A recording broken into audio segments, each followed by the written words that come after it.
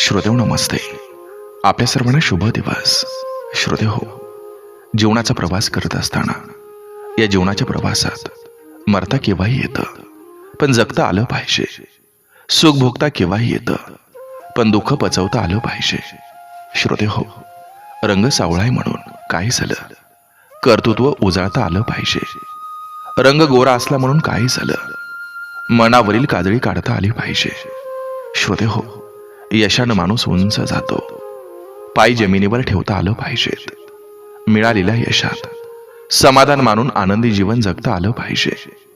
पाप काय ते कसे करता येतं, पण आपल्याला पुण्य करता आलं पाहिजे. ताट काय कोणीही राहतं, पण जरा झुकून वागता आलं पाहिजे. श्रोतेहो, ठेच जीवनात लागतच असते, ती सहन करता आली पाहिजे. मलमपट्टी करून तिला पुन्हा चालता आलं पाहिजे. शहाण्याचं सोंग घेऊन वेड होता आलं पाहिजे. कशाला बळी न पडता आनंदी जगता आलं पाहिजे. जगण्याच्या लढाईत उणीव कायम भासेल, ती उणीव भरता आली पाहिजे. हास्य आणि अश्रूंचा मिलाप करून फक्त समाधानी राहता आलं पाहिजे. श्रोतेहो, आयुष्य खूप सुंदर आहे, ते भरभरून जगता आलं पाहिजे. बघा, पटतंय का? पटलं तर नक्की विचार करा. चला, आजही आपल्यासाठी सुंदर विचारांची ही शदोरी, ही मालिका अशीच पुढे घेऊन आलोय. चला, करूया सुरुवात सुंदर विचारांना, सुंदर सुविचारांना.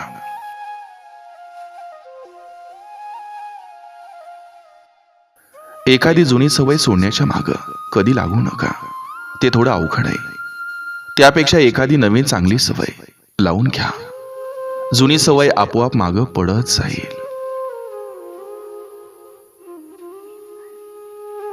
तुमच्या आनंदाच्या क्षणी त्यांची आठवण आधी काढा, ज्यांनी तुमच्या कठीण काळात स्वतःचा वेळ आणि काळ बघितला नव्हता.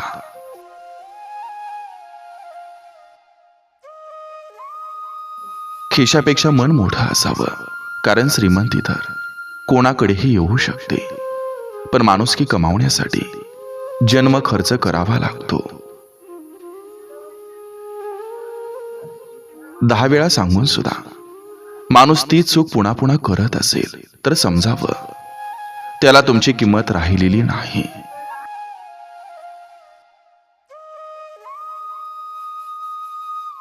तुमच्या यशात अनेकांचे हात असू शकतात, पण तुमच्या संघर्षात ज्याचा खांदा असतो त्याची किंमत कधीच कमी करू नका.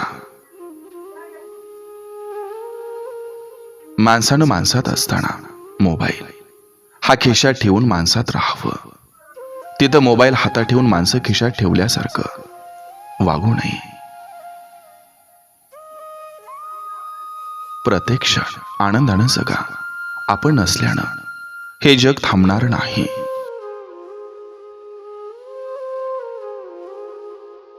आपण कितीही बोलके असलो तरी मन मोकळं करायला आपल्याच माणसाची सोबत लागते. नुसती नाती जोडून काही होत नसतं, नात्यामध्ये जीव असावा लागतो. चांगलं वागूनही वाईट झालं तर स्वतःला दोष देऊ नका. तुम्ही चुकीचं नव्हता, तुम्ही फक्त चुकीच्या लोकांसाठी चांगलं करत होता.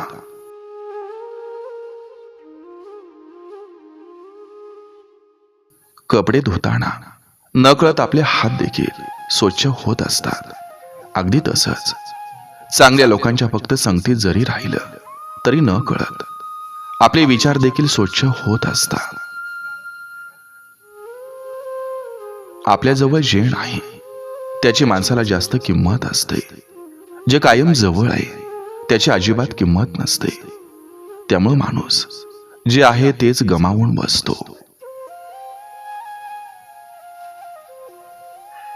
तोंडावर बोलण्याचा एकच फायदा आहे, लोक परत नादाला लागत नाहीत.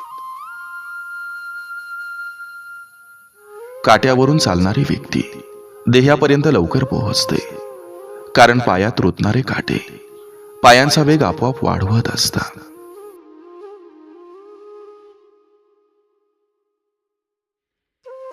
जीभ आणि शब्द 2 अनमोल भेट वस्तू आहेत.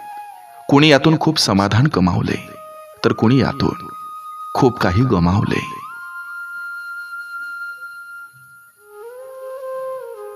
मृत्यू हा एकच असा दिवस असतो ज्या दिवशी प्रत्येक जण आपल्याविषयी फक्त चांगलं बोलत असतो.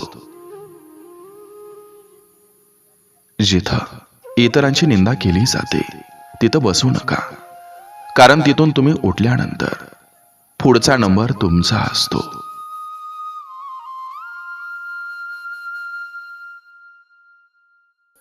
बोलून वाईट होण्यापेक्षा शांत राहून लोक अजून किती खालच्या थराला जातात हे बघितलेलं बरं असतं.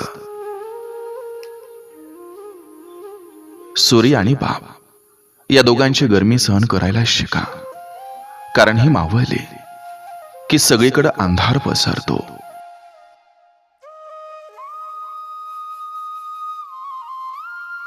आईला उलट बोलण्यापूर्वी एकदा तरी तिचं केलेलं कष्ट आठवा, कारण आई कोणत्याही परिस्थितीत आपल्या लेकरांसाठी लढायला नेहमी तयार असते. भाऊ कसा का असेना, पण एक तरी असायलाच पाहिजे, कारण उद्या 10 जणांनी पाठ फिरवली तरी शेवटी भाऊच कामी येतो. वयाच्या 30 नंतर जाणवतं की काळ प्रचंड वेगानं मागं सरकतोय आणि आपणही तितक्याच वेगानं पुढे चाललो आहोत. घरातील गाड्या आणि रुबाब पाहून घराला श्रीमंत समजू नका. घरातील आईबाप हसताना दिसले की समजा हे घर खऱ्या अर्थानं श्रीमंत आहे.